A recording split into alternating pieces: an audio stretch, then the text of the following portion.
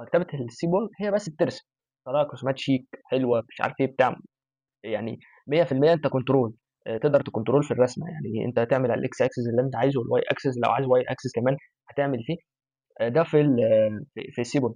الماتبلوتلib هي يعني مش كنترول قوي، مش تقدر تكنترول قوي في في الرسم، بس تكنترول جدا في خصائص الرسم، يعني مثلا تكبر حجم الرسمه، تغير الوان، مش عارف تعمل ايه، فده بماتبلوتلib. فتعال نشوف ازاي نعمل شكل مثلا من الرسومات دي كده، وازاي بنعمله في مكتبه السيبورن. احنا النهارده هنتكلم بشكل خاص على مكتبه السيبورن، بس طبعا هتظهر معانا مكتبه ماتبلوتلib. فخلينا نشوف هنشتغل ازاي. اول حاجه يا شباب اس ان اس. اس ان اس دي اختصار المكتبه، احنا هنا عشان سمينا المكتبه سي امبورت سيبورن از اس ان اس. هنا انت عرفت المكتبه، فلما هتكتب اس ان اس، طب تعالى ثانيه ثانيه.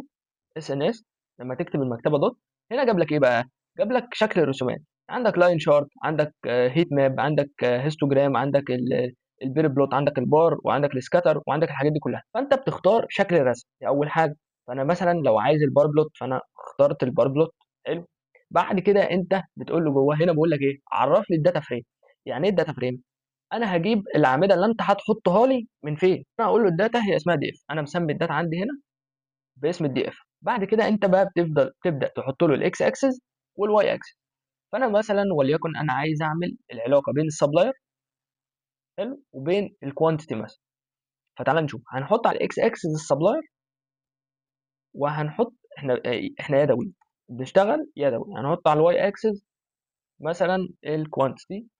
تمام يا شباب، بالشكل ده كده هو جا ورسم ببار بلوت، رسم السبلاير والكوانتيتي.